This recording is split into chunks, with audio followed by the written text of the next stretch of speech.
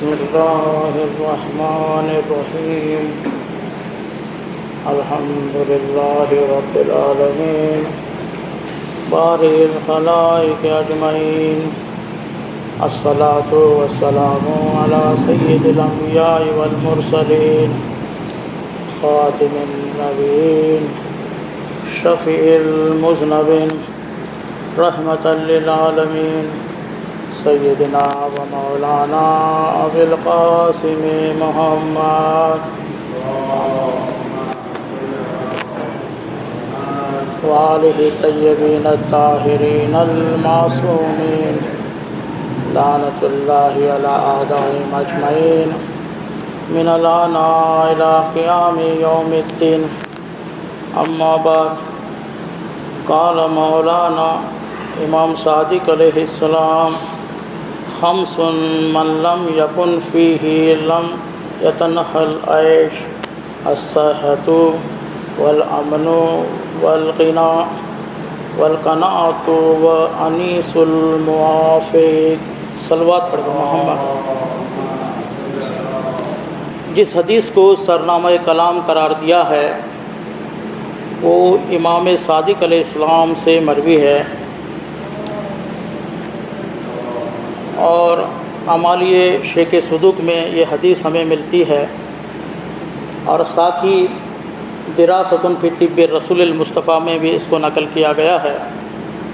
امام فرماتے ہیں خمس من لم یکن فیہ لم یتہن العیش، یعنی 5 چیزیں انسان کو ایک اچھی زندگی گزارنے کے لیے ضروری ہے، یعنی یہ 5 چیزیں اس کے اندر ہوں، اس کے پاس ہوں تو اس کی زندگی اچھی گزرے گی، اور اگر یہ نہیں ہوں تو وہ مشکل سے گزر سکتی ہے۔ کون سی ہے؟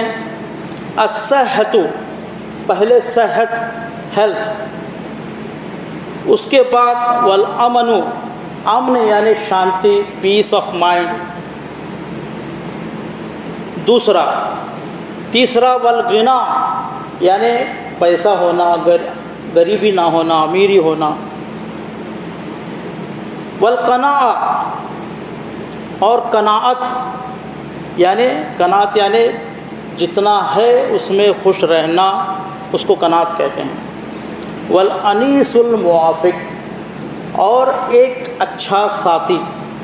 یہاں انیس الموافق سے مراد ہے ایک اچھے شوہر کو ایک اچھی بیوی، یا اچھے بیوی کو ایک اچھا شوہر۔ یہ 5 چیزیں اگر انسان کی زندگی میں ہیں، امام فرماتے ہیں اگر یہ 5 چیزیں اس کی زندگی میں ہیں تو اس کی زندگی کے لیے ضروری بھی ہے، اور اس کی زندگی آرام سے گزرے گی، آسانی سے گزرے گی۔ تو امام کا یہ کہنا اپنی جگہ ہے، لیکن ضروری نہیں کہ یہ 5 چیزیں ہر ایک کے پاس ہوں۔ کبھی کسی کے پاس ہو سکتا ہے صحت ہو، اچھی صحت ہو، مگر اس کے پاس شانتی نہ ہو، ڈپریشن میں ہو، ٹینشن میں ہو کسی اور وجہ سے، یا وہ امیر بھی ہو لیکن اس کے پاس قناعت نہ ہو،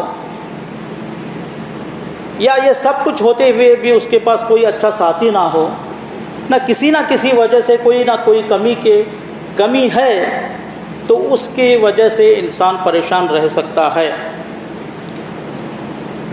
تو اگر امام یہ فرماتے ہیں کہ یہ 5 چیزیں انسان کے لیے ضروری ہے، تو ہم کو یہ دیکھنا پڑے گا کہ یہ 5 چیزوں کے لیے ہم یا 5 چیزیں کیسے حاصل کر سکتے ہیں، یا کیا کرنا چاہیے، اس پر ہم تھوڑی سی بحث کریں گے، اور 10-15 یا 20 منٹ آپ کے لیے لوں گا زیادہ تر۔ ایک صلوات پڑھ رہے محمد و آل محمد۔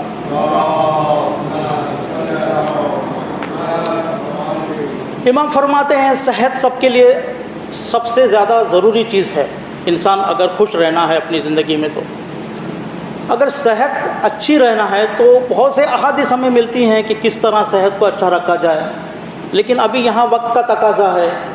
اگر صرف صحت پر بات کی جائے تو 1-2 گھنٹے ایسے ہی چلے جائیں گے، لیکن میں یہاں پر ایک حدیث آپ کے سامنے مولا کائنات حضرت علی علیہ السلام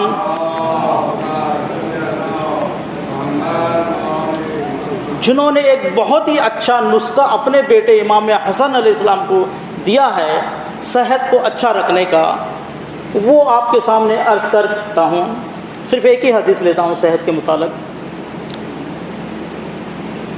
مولا کائنات امام حسن کو فرماتے ہیں کہ بیٹا اللہ علمک اربع کلمات تشتئی بہا عن الطب، بیٹا کیا میں تمہیں 4 چیزیں نہ بتاؤں کہ اگر تم اس پر عمل کرو تو طب سے مستغنی بن جاؤ؟ یعنی اگر تم جو میں 4 چیزیں آپ کو بتا رہا ہوں اگر آپ اس پر عمل کر لیں تو کوئی ڈاکٹر کی آپ کو ضرورت نہیں پڑے گی، کوئی میڈیسن کی ضرورت نہیں پڑے گی، کوئی گولیاں کھانے کی ضرورت نہیں پڑے گی، آپ صحت مند رہیں گے۔ یہ امام حسن علیہ السلام کو مولا کائنات فرماتے ہیں۔ سب کچھ ہے اسلام کے اندر، سب کچھ ہے۔ اسلام ایک دائرہ ہے جس میں سبھی سسٹمز ہیں، کوئی چیز چھٹی نہیں ہے اسلام سے۔ ایسا نہیں ہے کہ ہم میڈیسن سسٹم کہیں اور سے لیں اور صرف اسلام میں صرف نماز روزہ ہے، ایسا نہیں ہے۔ امام خود فرما رہے ہیں اپنے بیٹے کو کہ 4 چیزیں میں جو بتا رہا ہوں اگر آپ اس پر عمل کر لیں تو آپ کبھی بیمار نہیں ہوں گے، یعنی طب سے مستغنی ہو جائیں گے۔ کون سی ہے وہ 4 چیزیں؟ تو امام حسن علیہ السلام نے جواب دیا بھلا یا امیر المومنین، ضرور بتائیے یا بابا، ضرور مجھے بتائیے 4 چیزیں کیا ہیں۔ تو پہلی چیز مولا کائنات امام حسن علیہ السلام کو فرماتے ہیں صحت اچھے رکھنے کے لیے کیا فرماتے ہیں؟ پہلی چیز لا تجلس علی الطعام وانت جائع۔ کیا فرماتے ہیں؟ صحت اچھی رکھنا ہو تو یہ پہلی بات میری یاد رکھنا اے حسن، لا تجلس علی الطعام، کھانے پر مت بیٹھو جب تک تمہیں بھوک نہ لگے۔ آج ہماری حالت ایسی نہیں ہے، ہم نے ایک ٹائم ٹیبل بنا دیا ہے، صبح کا ناشتہ، پھر چائے، پھر دوپہر کا کھانا، پھر چائے، پھر رات کا کھانا، اور پھر بیچ میں بھوک لگتی ہے تو الگ بات۔ اگر دوپہر کو بھوک نہیں بھی لگتی لیکن دیکھتے ہیں 1 بج گیا ہے، 1:30 بج گیا ہے، بس کھانے پر بیٹھ جائیں۔ اگر بھوک نہیں بھی لگتی، پتہ چلا کہ نیاز ہے، بھوک نہیں بھی لگتی، پتہ چلا گھر میں کچھ اچھا پکا ہے، تو یہاں امام کیا فرماتے ہیں کہ لا تجلس علی الطعام، تم کھانے پر مت بیٹھو جب تک تمہیں بھوک نہ لگے۔ دوسری بات امام فرماتے ہیں امام حسن کو، کیا فرماتے ہیں؟ ایک کہ تم مت بیٹھو جب تک تمہیں بھوک نہ لگے، ولا تقم من الطعام الا وانت تشتہی، تم اب کھانے سے اٹھ مت جانا یہ کہ تمہارا پیٹ بھرا ہو، یعنی اس وقت اٹھو جب ابھی بھوک باقی ہو، یعنی پیٹ بھر کے مت کھانا۔ ایسا نہ ہو کہ اچھا بنا ہے اس لیے بہت کچھ اتنا کھایا کہ ابھی کوئی جگہ ہی نہیں، بلکہ اتنا کھاؤ اس وقت اٹھ جاؤ دسترخوان سے، اس وقت اٹھ جاؤ جب ابھی تمہارے اندر وہ اشتیاق باقی ہو، وہ شوق باقی ہو، ابھی کھانے کا من کرے، ابھی تمہارے پیٹ میں جگہ ہو، اس وقت اٹھ جاؤ۔ یہ دوسری بات۔ تیسری بات امام فرماتے ہیں وَلَا تَقُمْ عَنِ الطَّعَامِ إِلَّا وَأَنْتَ تَشْتَهِي وَجَوِّدُ الْمَاغْزِ۔ تیسری بات امام فرماتے ہیں صحت کو اچھا رکھنے کے لیے امام حسن علیہ السلام سے کہ تم اچھی طرح اناج کو چبا کر کھاؤ، کھانے کو اچھی طرح چبا کر کھاؤ۔ دیکھیے یہ 14 سال پہلے بتایا گیا ہے، لیکن آج اس کو سائنس پروف کر رہی ہے کہ اگر ہم اچھی طرح کھانا چباتے ہیں تو وہ ڈائجسٹو سسٹم کے لیے بہت ہی اچھی چیز ہے۔ ڈائجسٹو سسٹم ہمارا منہ سے شروع ہوتا ہے، اندر جانے کے بعد نہیں، اندر جانے کے بعد تو وہ ڈائجسٹ ہو جاتا ہے، لیکن اس کا جو ڈائجسٹو سسٹم شروع ہوتا ہے کھانے کو دیکھنے سے شروع ہوتا ہے۔ منہ میں رکھنے سے بھی نہیں. کس طرح آپ اگر کوئی اچھا کھانا دیکھتے ہیں آپ دیکھیں گے کہ آپ کے منہ میں پانی آتا ہے. آپ جانتے ہیں وہ پانی کیا ہے؟ وہ سلائیوا ہے. وہ ڈائجسٹو گلینڈس کے ذریعے انزائمز جو ہے وہ باہر آتے ہیں. یعنی تمہارا جو سلائیوا منہ میں پانی آ رہا ہے وہ یہ کہہ رہا ہے کہ میں ڈائجسٹ کرنے کے لیے تیار ہوں. تو اچھی طرح چبانا یہ ڈائجسٹو سسٹم کے لیے ہیلپ کرے گا اور جلدی پچا دے گا, اور اس طرح کبھی بلغم نہیں بنے گا. بلغم کب بنتا ہے؟ جب اگر کھانا اچھی طرح نہ پچے. دیکھیں کتنی بڑی بات, کتنا ایک میڈیسن سسٹم ہمارے لیے دے رہے ہیں امام علی علیہ السلام امام حسن کے ذریعے. ایسا نہیں کہ امام حسن علیہ السلام کو یہ بات نہیں معلوم, لیکن وہ بات ہم تک پہنچانا چاہتے ہیں. اور یہ بھی دیکھا ہے کہ دیکھیں آج کل ایسا بھی ایک فیشن جیسا ہو گیا ہے کہ ہم کھانا کھاتے وقت یا تو ٹی وی دیکھتے رہتے ہیں یا موبائل دیکھتے رہتے ہیں, اور ہماری نظریں کھانے کے اوپر کم اور ٹی وی کے اوپر زیادہ رہتی ہے.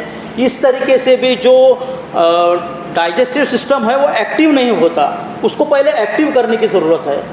تو بہرحال جو امام علی علیہ السلام اپنے بیٹے امام حسن اسلام کو جو 4 چیزیں بتائی ہیں اس میں پہلا یہ ہے کہ تم کھانے پر مت بیٹھو جب تک تم کو بھوک نہ لگے, کھانے سے اٹھ جاؤ ابھی بھوک باقی رہے.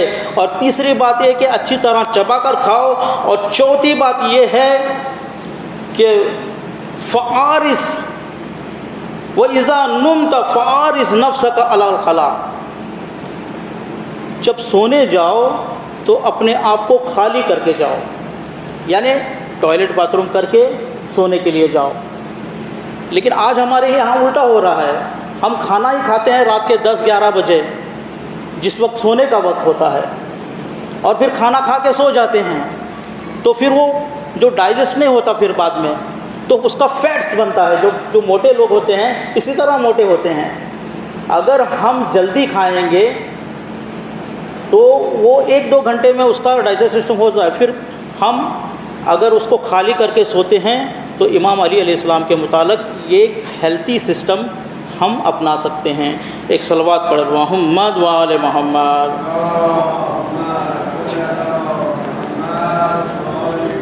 ایسی کئی حدیثیں ہمیں ملتی ہیں, لیکن مجھے 1-2-3 ٹاپک اور جو امام کی جو حدیث ہے اس کو کور کرنا ہے, اس لیے میں آگے بڑھ رہا ہوں. ایک مرتبہ اور ایک صلوات پڑھے پر محمد وآل محمد.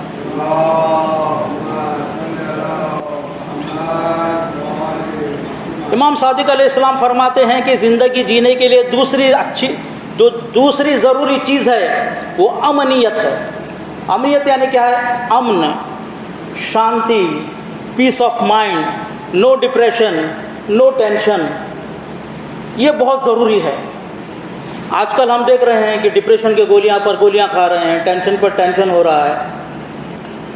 اگر ہم ذہنی امراض سے پاک ہوں, ایک بات 2 بات 3 باتیں میں بتاؤں گا آپ کو کہ کس طرح ہم امن اور شانتی میں رہ سکتے ہیں.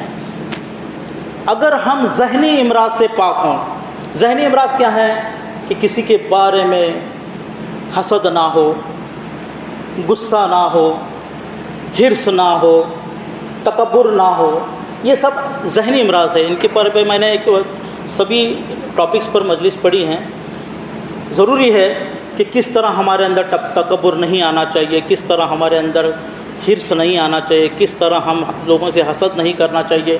یہ سب ذہنی امراض ہیں, روحانی امراض ہیں, بدنی امراض نہیں ہیں. یہ اس سے پاک ہو, پہلی بات. دوسری بات, کس طرح امن ہو سکتا ہے؟ قرآن کی آیت ہم پڑھتے ہیں, سورہ رات آیت نمبر 28 کہتی ہے الذین آمنوا وتطمئن قلوبہم بذکر اللہ. وہ جو لوگ ایمان والے ہیں اور ان کے دل اللہ کے ذکر سے مطمئن ہوتے ہیں, شانت ہوتے ہیں, پیس آف مائنڈ ملتا ہے ان کو. الا بذکر اللہ تطمئن القلوب. اور آگاہ رہو, اللہ کہہ رہا ہے جان لو کہ اللہ کے ذکر میں ہی تم کو شانتی ہے, اللہ کے ذکر میں ہی تم کو اطمینان ملے گا.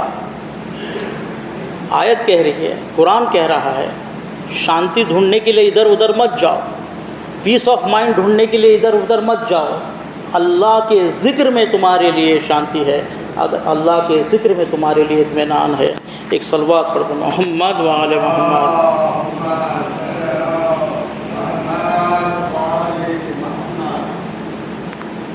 تیسری بات والغنا، جو ضروری ہے، یہ میں ایک ہی پوائنٹ لے کر چل رہا ہوں، ویسے شانتی حاصل کرنے کے لیے اس پر بھی ایک پوری مجلس پڑھی جا سکتی ہے۔ غنا یعنی اگر ہمارے پاس شانتی بھی ہو، اطمینان بھی ہو اور صحت بھی ہو، لیکن پیسہ نہیں ہے تو بھی انسان پریشان رہتا ہے۔ فقیر ہے، غریب ہے، پریشان رہتا ہے، صحت لے کے کرے گا کیا؟ پھر اس کو محنت ہی کرنا ہے۔ تو فقیر نہ رہے انسان، مولا فرماتے ہیں، اس کا مطلب یہ ہوا کہ مولا یہ چاہتے ہیں کہ تم فقیر نہ رہو، تم بیمار نہ رہو۔ فقیر نہ ہونے کا کیا اس کا علاج ہے؟ ویسے دیکھیے ایک بات ہے کہ رزق دینے والا اللہ ہے، اور وہ بہت ہی بیلنسڈ میں رزق دیتا ہے۔ اگر کسی کو زیادہ ملتا ہے تو وہ اللہ کی طرف سے ملتا ہے، ایسا نہیں کہ اس کے علم کی وجہ سے ملا ہے، اس کے پڑھائی کی وجہ سے ملا ہے، یا اس کے محنت کی وجہ سے ملا ہے، ایسا نہیں ہے۔ انسان کو یہ سوچنا بھی نہیں چاہیے۔ اللہ کہہ رہا ہے قرآن کے اندر سورہ روم کی 37 آیت آپ دیکھیے اٹھا کر، اولم یرو، کیا وہ نہیں دیکھ رہے ہیں، ان اللہ یبسط الرزق لمن یشاء ویقدر، اللہ ہے وہ جو رزق کو بڑھاتا بھی ہے اور گھٹاتا بھی ہے، رزق کو کسی کو چاہے زیادہ دیتا ہے، جس کو کم دیتا ہے، یعنی اللہ کے ہاتھ میں ہے وہ سب کچھ۔ لیکن اس کا مطلب یہ نہیں کہ اللہ کے بھروسے پر ہم آرام سے بیٹھ جائیں۔ اللہ یہ کہہ رہا ہے کہ تم اپنی محنت کرو، حلال روزی حاصل کرنے کی کوشش کرو، دینا یا نہ دینا یا کتنا دینا وہ ہمارے اوپر ہے۔ آپ دیکھتے ہوں گے، دیکھیے ایک مثال میں آپ کو دے رہا ہوں، کسی دریا یا ندی کے کنارے دو مچھوارے یعنی جو گل چلاتے ہیں، دونوں کی گل ایک ہی رہتی ہے، ندی بھی ایک ہی ہے، لیکن کسی کو مچھلی زیادہ ملتی ہے، کسی کو کم ملتی ہے۔ کبھی یہ بھی دیکھا ہے کہ ایک ہی گلی میں دکان، ویسی ہی دو دکانیں ہوتی ہیں، سامان بھی ویسا ہی ہوتا ہے، دکان کی سجاوٹ بھی ویسا ہی ہوتا ہے، ٹائمنگ بھی وہی ہوتا ہے، دن بھی وہی ہوتا ہے، اور جو مشتری آ رہے ہیں جا رہے ہیں، جو کسٹمرز آ رہے جا رہے ہیں وہیں سے آ رہے ہیں جا رہے ہیں، لیکن ایک کو زیادہ گراہک ہو رہا ہے، ایک تو کم ہو رہا ہے۔ تو یہ سب اللہ کا فضل و کرم ہے، جو اللہ جس کو چاہتا ہے وہ دینا چاہتا ہے، دیتا ہے۔ ایسا نہ ہو کہ اس چکر میں کہ اللہ دے گا ہم بیکار بیٹھ جائیں، ایسا بھی نہیں۔ اور ایسا بھی نہیں ہونا چاہیے کہ اللہ دینے والا ہے اس سوچ میں ہم اتنی دیر کریں کہ پھر حلال روزی کو حرام طریقے سے کمانے لگیں۔ مولا کائنات ایک مرتبہ مسجد کے اندر آ رہے تھے تو دیکھا کہ ایک شخص جو باہر کھڑا ہوا ہے، بیکار کھڑا ہوا ہے۔ اس کو کہا کیا تجھے کچھ کام دام نہیں؟ وہ کہہ رہا نہیں۔ تو ٹھیک ہے، یہ میرا گھوڑا ہے، یہاں پر سنبھال۔ تو وہ گھوڑے کو سنبھالنے کے لیے دیتے ہیں اور پھر اندر جاتے ہیں، اندر نماز پڑھتے ہیں، پھر کمبر سے کہتے ہیں کمبر یہ لو 2 دینار، اور وہ جو باہر کھڑا ہے شخص وہ میرا گھوڑا سنبھال رہا ہے، اس کو دے دینا۔ کمبر جاتے ہیں، دیکھتے ہیں کہ وہاں گھوڑا بھی نہیں ہے، وہ بھی نہیں ہے۔ دیکھا کہ گھوڑا تھوڑا سا آگے ہے، پتہ چلا کہ وہ گھوڑے کی جو لگام ہے چوری کر کے بھاگ گیا ہے۔ پھر کمبر مسجد کے اندر آتے ہیں، کہتے ہیں مولا وہاں تو لگام نہیں ہے، گھوڑا ادھر ادھر جا رہا تھا، وہ شخص بھی نہیں ہے، لگام لے کے چلا گیا ہے۔ مولا فرماتا کوئی بات نہیں، یہ جو 2 درم ہم نے دیے ہیں آپ کو وہی لے کر بازار میں جاؤ، ایک لگام خرید کر لے کر آؤ۔ تو کمبر جب بازار میں جاتے ہیں تو دیکھا کہ ایک شخص لگام بیچ رہا ہے، اور جب پوچھا کہ کتنے میں ہے تو کہا 2 درم۔ کمبر لے کر وہی لگام لے کر آتے ہیں، کہا تو یہی لگام ہے وہی۔ تو دیکھا آپ نے جو حلال روزی کو کس طرح حرام طریقے سے حاصل کیا گیا۔ تو ہم کو صبر بھی ہونا چاہیے، توکل بھی ہونا چاہیے۔ توکل تو علی اللہ وعلی اللہ فلیتوکل المتوکلون۔ ایک صلوات پڑھ محمد وعلی محمد۔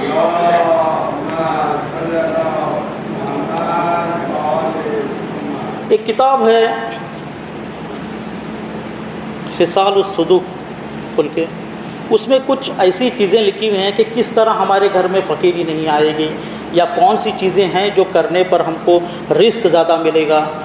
ابھی وہ اس کی بہت بڑی لمبی لسٹ ہے، 16-17 یہ ہیں کہ کیا نہیں کرنا چاہیے، اور 16-17 چیزیں ایسی ہیں کہ جو کرنا چاہیے۔ اس میں سے ایک 2-3 چیزیں میں بتا دیتا ہوں۔ فرماتے ہیں، ایک صلوات پر محمد وعلی محمد۔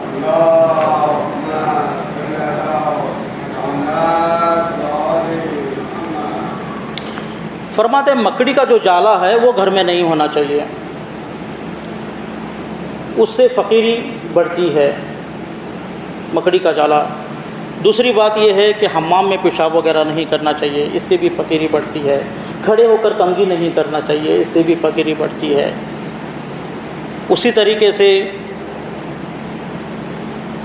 ہر ایک کے سامنے اپنی جو فقیری ہے اس کو بیان کرتے نہیں پھرنا چاہیے، اس سے بھی فقیری بڑھتی ہے۔ اس طریقے سے بہت سے 17-18 چیزیں ہیں۔ تو امام نے یہ سب کچھ فرمایا تاکہ وہ چاہتے ہیں کہ ہم فقیری زندگی نہ گزاریں، بلکہ صحت مند زندگی گزاریں، امیری کی زندگی گزاریں، ایک اچھی زندگی گزاریں۔ ایک صلوات پڑھ محمد وعلی محمد۔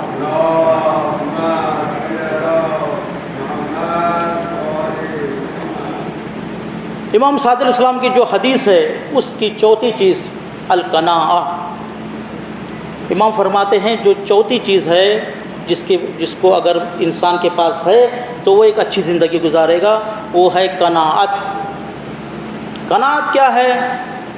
اچھی صحت بھی ہے اس کے پاس، اچھا مال بھی ہے اس کے پاس، لیکن اگر وہ اپنے مال سے سیٹسفائیڈ نہیں ہے، مان لو ایک گھر ہے اور بھی وہ گھر چاہتا ہے، ایک فیکٹری ہے اور بھی فیکٹری چاہتا ہے، ایک دکان ہے اور بھی دکان چاہتا ہے، ایک گاڑی ہے اور بھی گاڑی چاہتا ہے، یعنی اگر سیٹسفائیڈ نہیں ہے تو اس کو کہتے ہیں قناعت۔ اگر سیٹسفائیڈ ہو تو سیٹسفائیڈ رہنے والا وہ سائیکل پر بھی سیٹسفائیڈ رہے گا، چھوٹے گھر میں بھی سیٹسفائیڈ رہے گا۔ سیٹسفیکشن یعنی انسان کے دل کو جو اطمینان ملتا ہے، یہ صحت کے لیے بھی اچھا ہے، اس کی زندگی کے لیے بھی اچھا ہے۔ یعنی قناعت پر بہت سی احادیث ہمیں ملتی ہیں، صرف ایک حدیث میں لوں گا۔ امام علی علیہ السلام فرماتے ہیں در الحکم و در الکلام میں صفحہ 391 میں فرماتے ہیں الطیب عیش القناعہ، بہترین زندگی قناعت کی زندگی ہے۔ قناعت اگر آپ کے پاس ہے تو اور کچھ نہیں چاہیے، بہترین زندگی۔ امام فرماتے ہیں، امام علی علیہ السلام فرماتے ہیں بہترین زندگی قناعت کی زندگی ہے۔ اور آخر میں جو 5ویں چیز امام نے فرمائی ہے وہ انیس الموافق، یعنی ایک اچھا ساتھی۔ اچھا ساتھی ہونا بہت ضروری ہے آج کے زمانے میں۔ شوہر کو ایک اچھی بیوی ہونا یا بیوی کو ایک اچھا شوہر ہونا، ورنہ انسان کے پاس پیسہ تو رہتا ہے پھر بھی وہ ٹینشن میں رہتا ہے، صحت تو رہتی ہے پھر بھی ٹینشن میں رہتا ہے، قناعت تو کرتا ہے پھر بھی ٹینشن میں رہتا ہے، مال بھی رہتا ہے پھر بھی ٹینشن میں رہتا ہے۔ وہ کس وجہ سے؟ گھر کی وجہ سے۔ اگر اس کی گھریلو زندگی صحیح نہیں ہے تو وہ باہر بھی ٹینشن میں رہے گا، گھر میں بھی ٹینشن میں رہے گا۔ ضروری ہے کہ اس کا جو ساتھی اس کے موافق ہو۔ دیکھیے حدیث میں جو الفاظ ہے والانیس الموافق، یعنی موافق یعنی ملتا ہو، خیالات ملتے ہوں، موافق۔ اگر پہلے نہیں ملتے تو شادی کے بعد تو اس کوشش کرنی چاہیے کہ ملیں، ایک دوسرے کو بات کر کے، بہت ضروری ہے بات کرنا۔ اکثر جو لڑائیاں ہوتی ہیں میاں بیوی میں وہ اسی ہوتی ہے کہ گیپ آف کمیونیکیشن ہوتا ہے، یعنی بات چیت نہیں ہوتی صحیح سے۔ تو ایک اچھی بیوی کو جو تلاش کرنے سے پہلے کچھ کرائٹیریا ہیں وہ بھی بیان کیے گئے ہیں، لیکن ابھی یہاں پر وقت نہیں، صرف 2 باتیں میں بات کروں کہ اس کا ایمان پختہ ہو، یقین پیدا ہو، پختہ ہو، دین اس کے اندر ہو۔ اور سب سے بڑی بات یہ کہا گیا ہے کہ اگر کسی لڑکی کے بارے میں آپ جاننا چاہتے ہیں کہ وہ کیسی ہے تو اس کے ماں کے بارے میں جانو پہلے کہ اس کی ماں کیسی ہے۔ یہ سب احادیث میں ملتی ہیں۔ لیکن یہاں پر جو قرآن کی آیت ہے وَلَا تَنكِحُوا الْمُشْرِكَاتِ حَتَّى يُؤْمِنَ، یہاں پر سوچنے کی بات ہے کہ اللہ کہہ رہا ہے کسی مشرک سے شادی مت کرو، مشرک عورت سے، جب تک کہ وہ ایمان نہ لائے، اور مردوں کا کہہ رہا ہے کہ تم کسی مشرک عورت سے مت شادی کرو جب تک وہ ایمان نہ لائے، اور ایمان والی عورت کو کہا گیا ہے کہ تم کسی مشرک مرد سے شادی مت کرو جب تک وہ ایمان نہ لائے، اس سے بہتر تمہارے لیے ایک غلام ہے، عورت کے لیے کہا گیا ہے اس سے بہتر تمہارے لیے کنیز ہے۔ یعنی یہ مت دیکھو کہ اس کا مال کتنا ہے، اس کا خوبصورتی کتنی ہے، وہ اس کی خاندان کیا ہے، اس کا پوزیشن کیا ہے، بس یہ دیکھو کہ اس کے اندر دین کتنا ہے، تقویٰ کتنا ہے۔ ایک صلوات پڑھ پڑے محمد و آل محمد۔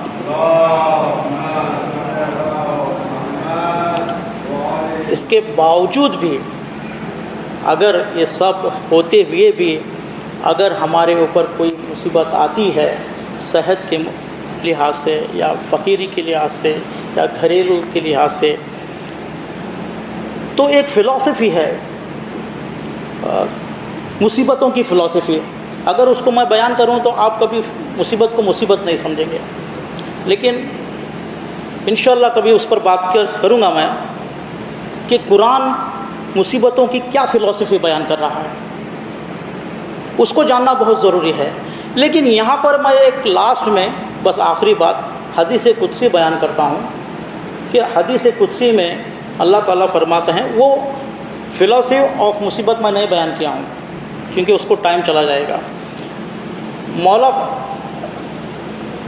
اللہ تعالیٰ حدیث قدسی میں فرماتا ہے من لم یرضی بقضاء، جو میرے قضا سے راضی نہیں، یعنی جیسا بھی ہو انسان کو راضی رہنا چاہیے، من لم یرضی بقضاء، جو میرے قضا سے راضی نہیں، ولم یصبر علی بلائی، اور میرے بلا پر صبر نہیں کرتا، ولم یشکر علی نعمائی، اور میرے نعمتوں پر شکر نہیں کرتا، ولم یقنع بعطائی، اور میرے عطا پر قناعت نہیں کرتا، فلیطلب ربا سوائی، جا کر کوئی رب دوسرا ڈھونڈے، میرے زمین پر نہ رہے، جا کر کوئی دوسرا رب ڈھونڈے، وَلْيَخْرُجْ مِنْ تَحْتَ السَّمَاءِ، اور اس میرے زمین سے نکل جائے، میرے آسمان کے نیچے سے چلا جائے۔ یعنی اتنا پسند نہیں اللہ کو کہ ایک بندہ اس کی رضا پر راضی نہ رہے۔ جو سب سے راضی تھے اللہ کی بڑی، اگر کوئی بھی مصیبت آئی بس راضی ہوتے تھے امام حسین علیہ السلام۔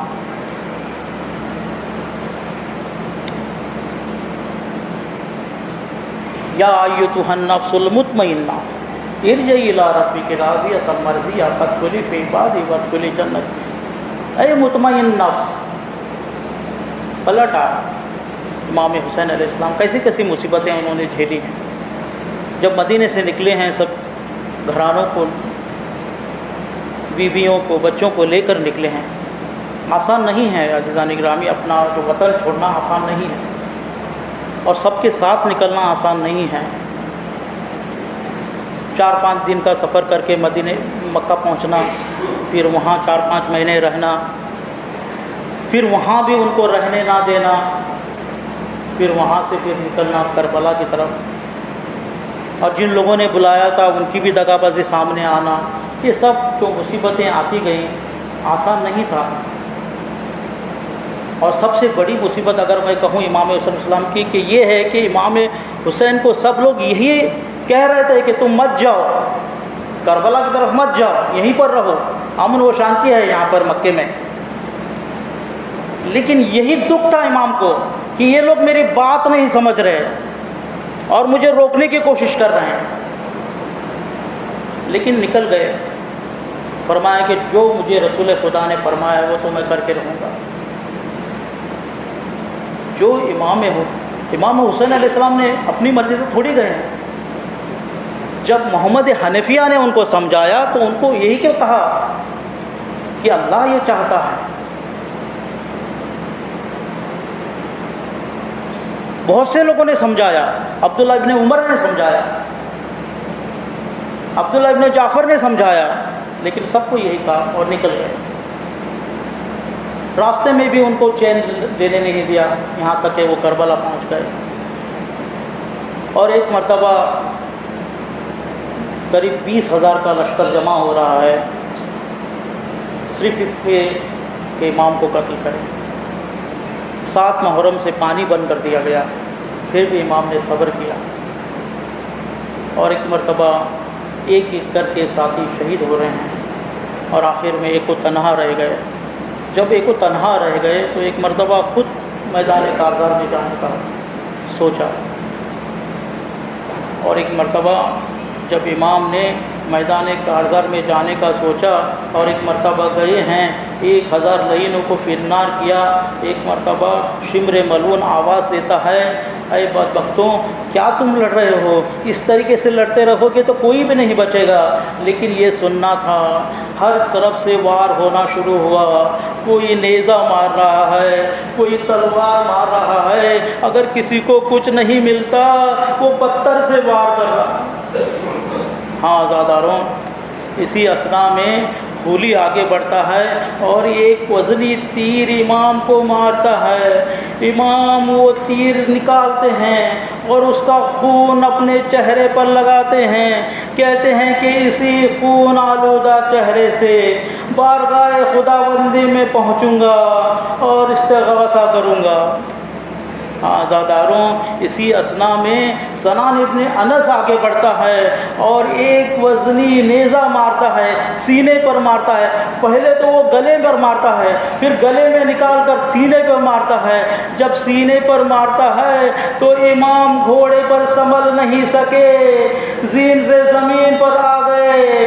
یہ دیکھنا تھا، شمر اپنا خنجر لے کر آگے بڑھتا ہے، آگے بڑھنے کے بعد مولا کو منہ کے بل لٹاتا ہے، خنجر چلانا شروع کیا، مولا ایڑیاں رگڑنے لگے، کہتے جاتے تھے گواہ رہنا اے بھیا حسن، گواہ رہنا اے بابا، میں تشنہ لب پیاسا بے گناہ قتل کیا جا رہا ہوں۔